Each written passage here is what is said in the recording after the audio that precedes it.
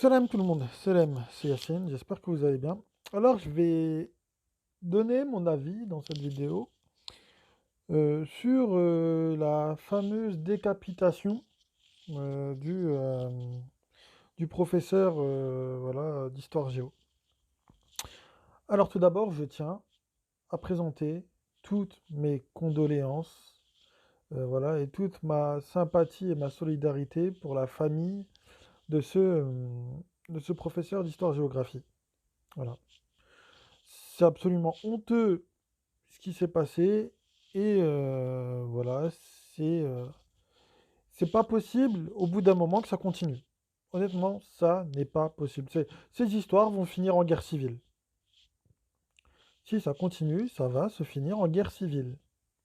Et donc, je le précise, je vais pas faire cette vidéo pour taper sur les sunnites.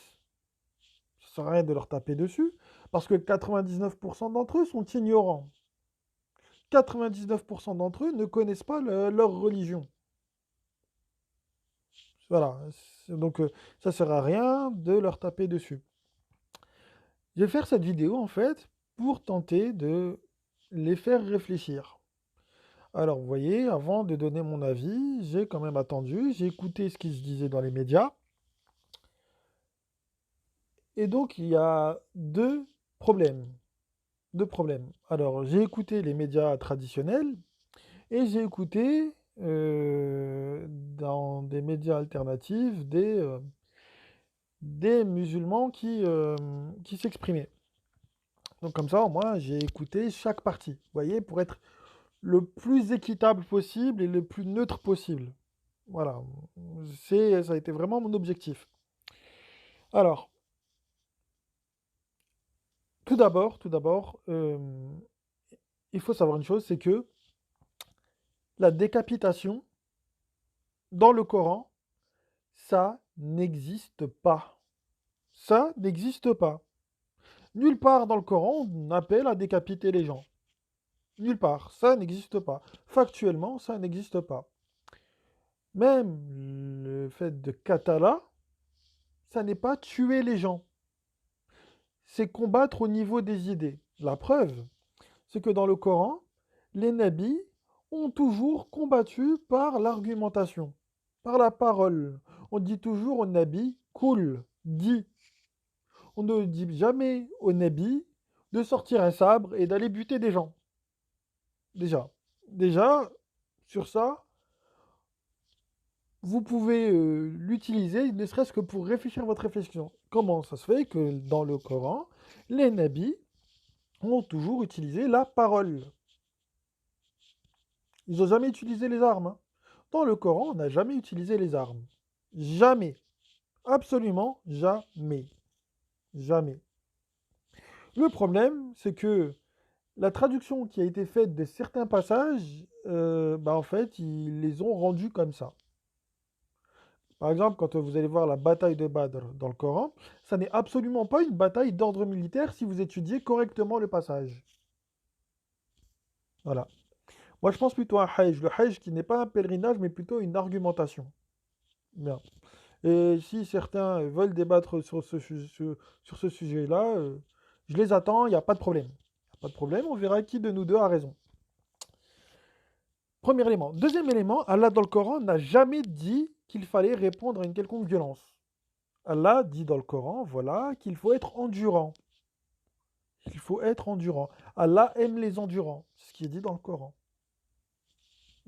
D'accord. Allah appelle aussi à l'autodéfense. Autodéfense, notamment, voilà, bah, tu as le droit de défendre ta vie. Mais Allah interdit le meurtre. Allah interdit le meurtre. Donc tu peux te défendre jusqu'à un certain point. Tu n'es pas forcé de tuer la personne pour te défendre. Donc le Coran n'appelle pas à la violence. Le Coran n'appelle pas à la violence. Les choses sont très claires. Je mets au défi quiconque de trouver un appel au meurtre dans le Coran. Il n'y en a pas. Il n'y en a pas. Il n'y en a pas. Bien. Maintenant, on va voir une chose, c'est que dans les hadiths, Pour moi, le sunnisme ne fait pas partie de l'islam. D'accord? L'islam, c'est les écritures révélées. Les hadiths ne sont pas des écritures révélées. Nulle part dans le Coran, on te dit de suivre la sunna écrite par Bukhari et Muslim. Jamais, nulle part. Pas écrit non plus sunna de Mohammed. Nulle part non plus. Nulle part non plus. Donc, dans la soi-disant sunna inventée, il y a des appels au meurtre, des appels à la violence, des appels au viol, et aussi, là, ce que je viens de trouver, un exemple de décapitation. Mhm. Il existe des preuves tirées de la sunna, de la pratique des compagnons et des textes écrits par les ulémas qui montrent que la décapitation par le sable était en vigueur dans l'application de certains hudud. On a là ici par exemple l'histoire d'un mec qui s'appelle Uqba ibn Abi Maït, idolâtre convaincu et farouche opposant à l'islam, qui ne manquait aucune occasion de porter préjudice au messager d'Allah, fut décapité par Ali. En plus, ils mettent qu'Allah soit satisfait de lui, comme si Allah avait demandé de décapiter des gens. Sur ordre du prophète. En plus de ça, d'après eux, le prophète, il ordonnait de décapiter des gens. Alors que quand on va voir dans le Coran les deux derniers sourates, les deux derniers versets de la sourate 9, on apprend quoi? On apprend que le prophète, c'était quelqu'un de compatissant, qui pardonnait les gens et qui a été intéressé aux problèmes des gens. Il y a un truc, quand vous allez dans le Coran, tous les nabis, absolument tous, sont des bonnes personnes. Vous voyez que c'est des gens qui sont doux, qui sont bons, qui pensent au bien des autres. Voilà, c'est ça les prophètes dans le Coran.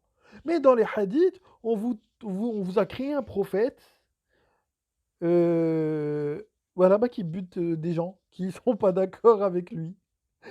Alors que dans le Coran, voilà, les nabis, ils ont toujours argumenté avec les gens.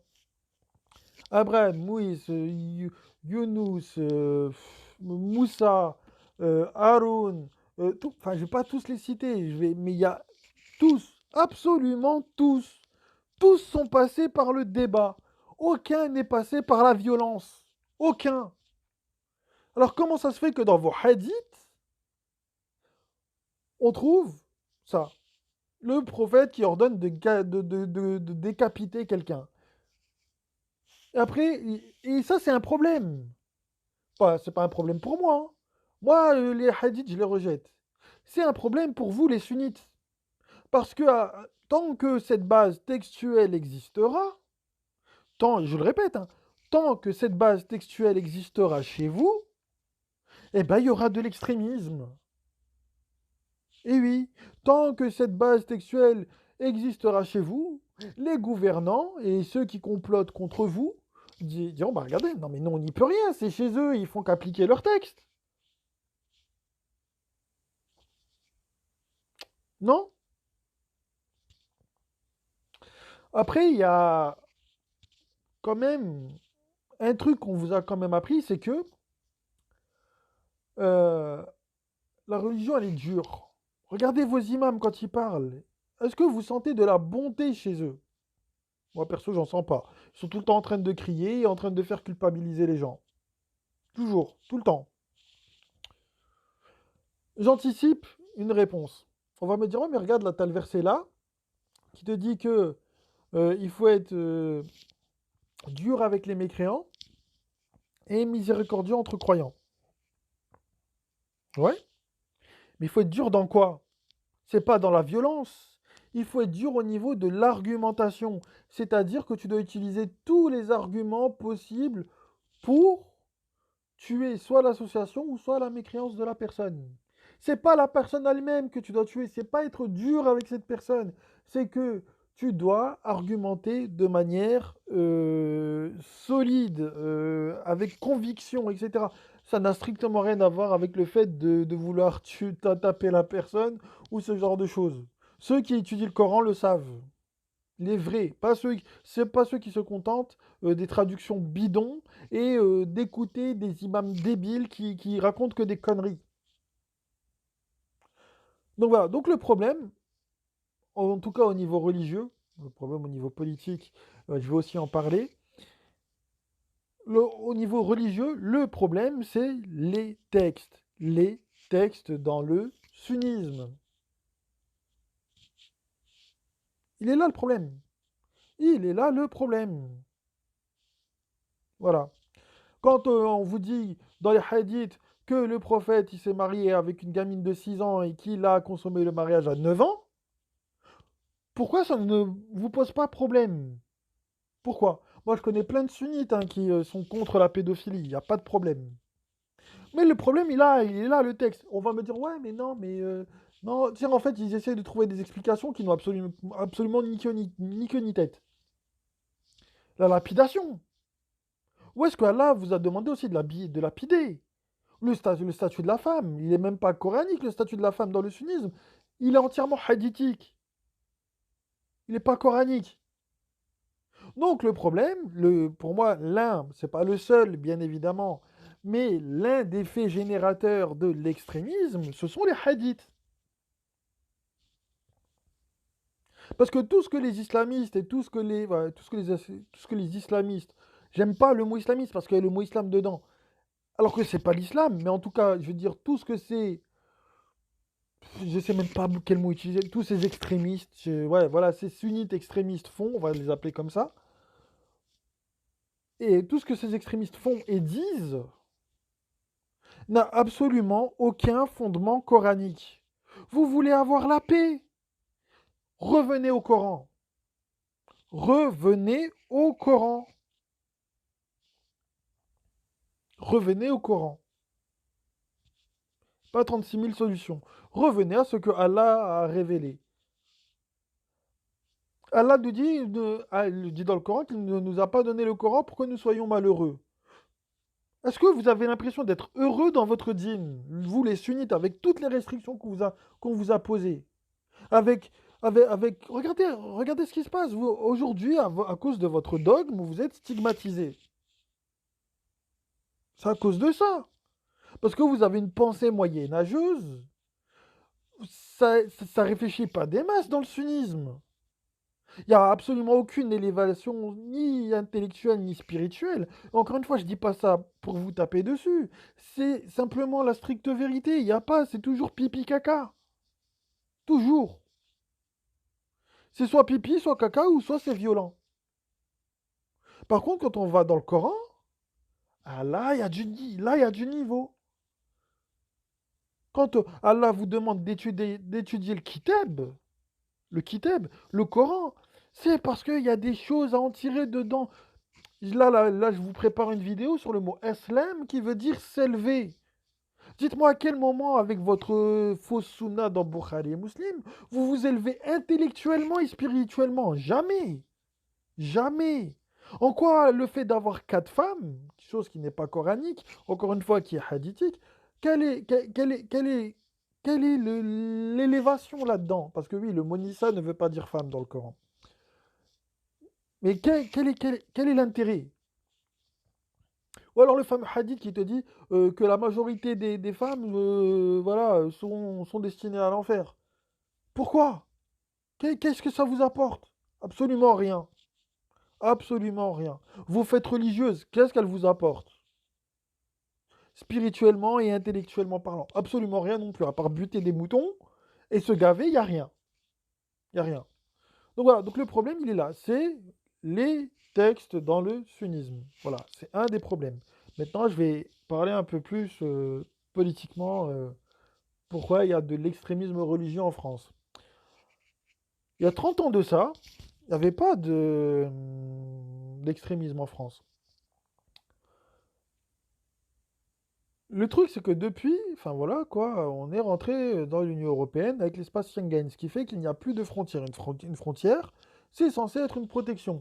Tu choisis qui pénètre sur ton territoire. Tous les pays du monde le font, sauf en Europe, bizarrement. Vous voulez aller en Algérie, il vous faut un visa. Vous allez aux États-Unis, il vous faut un visa. Vous voulez aller au Mexique, il vous faut un visa. Ils ne laissent pas rentrer n'importe qui sur leur territoire. Mais nous, on laisse rentrer n'importe qui. On laisse rentrer n'importe qui. Ce qui fait que vous avez vu là, toute cette bande de délinquants qui est partie faire la guerre en Syrie, ben, ils vont revenir. Ils vont revenir. Voilà. Parce qu'il n'y a plus de frontières, on ne contrôle plus qui rentre et qui sort du pays. On a fait quelque chose. qui s'appelle la libre circulation des capitaux, qui a son corollaire, qui est la libre circulation des personnes et des marchandises. Donc c'est pour ça qu'on a retiré les frontières. Mais le truc, c'est que quand tu dis circulation libre des personnes et des marchandises, toutes les personnes qui circulent ne sont pas forcément bonnes. Il y en a qui veulent du mal, il y en a qui sont mauvais. Il y en a, il y en a. C'est pour ça que les terroristes, voilà, ils arrivent à rentrer facilement en France. Encore une fois, c'est dû à notre appartenance à l'Union européenne. Encore une fois. Encore une fois. Notre appartenance à l'Union européenne fait aussi qu'on n'arrive pas à donner les moyens suffisants à la police pour protéger la population. Aussi.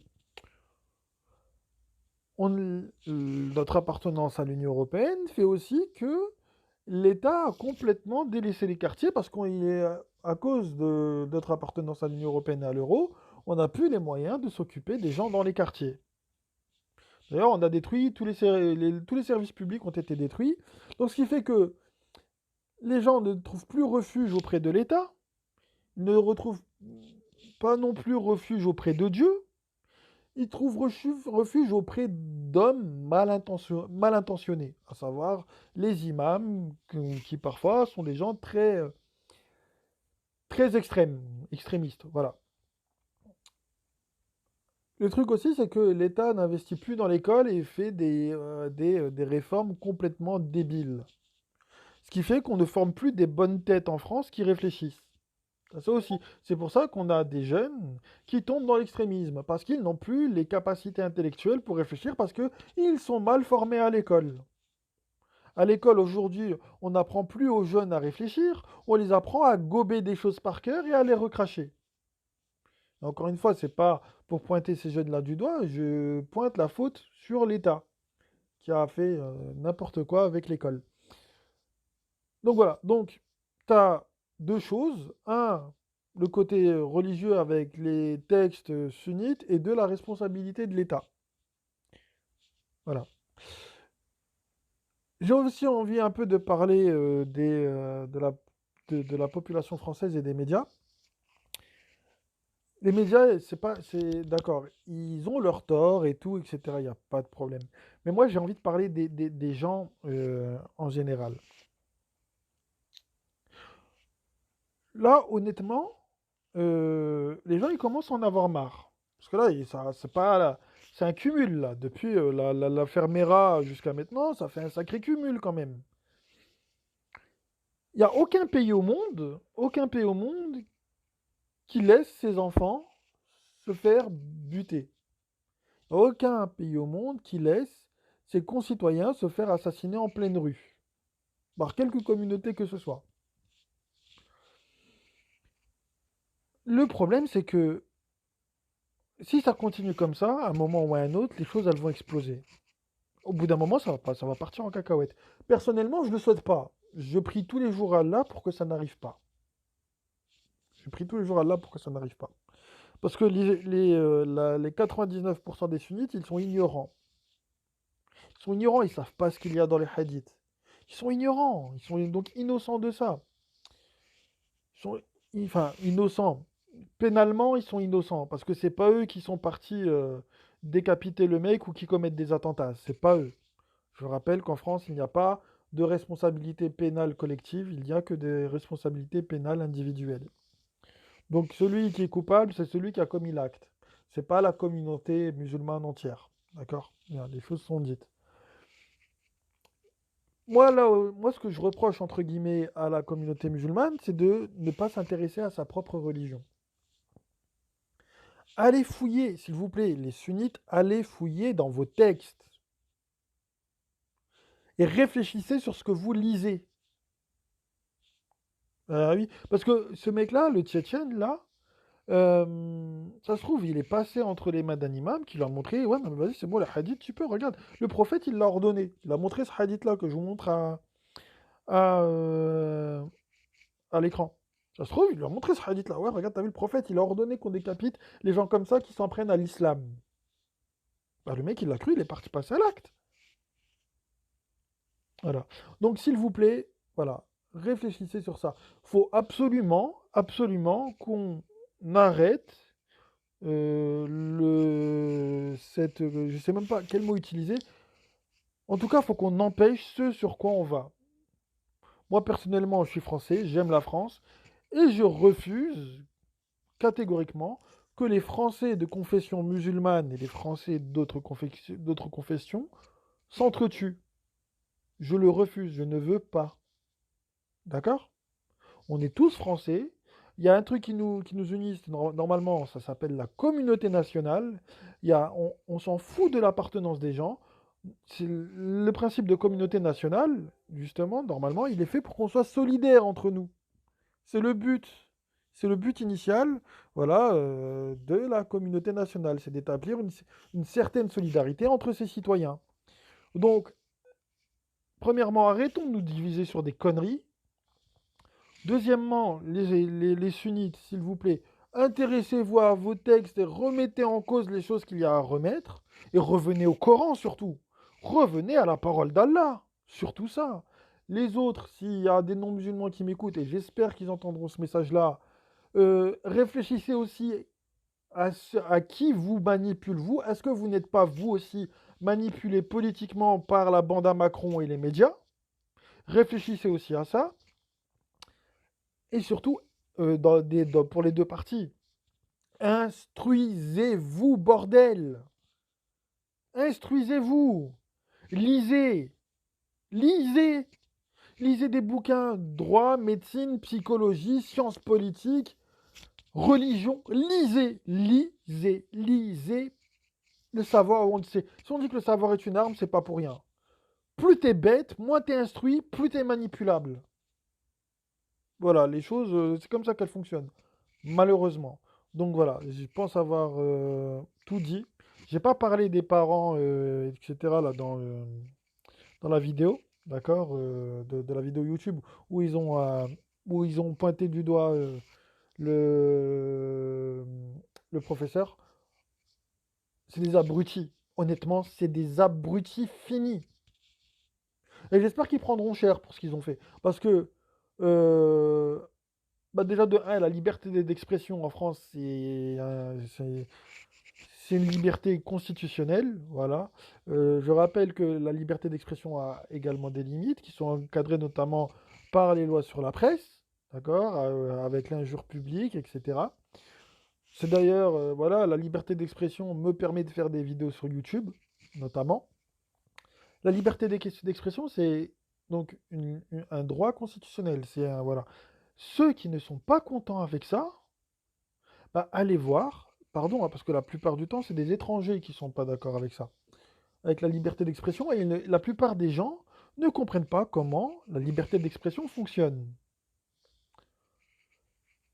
La France, c'est un des pays dans le monde où on peut le plus s'exprimer, où la circulation des idées, l'expression même des idées est garantie constitutionnellement. C'est un des seuls pays, enfin pas un des seuls, mais un des rares pays au monde où on a poussé la liberté d'expression aussi loin. Donc du coup, c'est quand même beau, la liberté d'expression, qu'on puisse échanger, apprendre, parce que Allah lui-même est pour la liberté d'expression. Quand il dit qu'il nous a divisés en tribus et en nations pour qu'on apprenne à s'entreconnaître. Bah, pour s'entreconnaître, il faut avoir le droit de dire les choses telles qu'on les pense. Non? Quand Allah dit qu'il n'aime pas les hypocrites, c'est parce qu'il dit, en gros, Allah dans le Coran dit que les gens, ils ont le droit de s'exprimer. T'as- Allah le dit très bien dans le Coran. À partir du moment où on ne vient pas vous agresser, physiquement, laissez les gens tranquilles.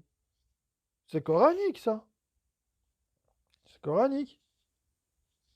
Donc, il n'y a pas de violence. Y a pas de... Dans le vrai islam, le véritable islam, l'islam coranique, d'accord, là où on suit le millet d'Ibrahim, il n'y a pas de violence. Par contre, dans le sunnisme, il y en a. Et c'est pour ça que je demande aux sunnites de se réveiller et de s'intéresser à leur dîn. Voilà. Leur dîn qui est le sunnisme, quelle que soit l'obédience, malikite, hanbalite, hanafite, ce que vous voulez. Moi, mon dîn, c'est l'islam, c'est pas le sunnisme, voilà, ni le chiisme. Voilà. Sur ce, bah, moi, je vous passe le salam et je vous dis à une prochaine. Salam.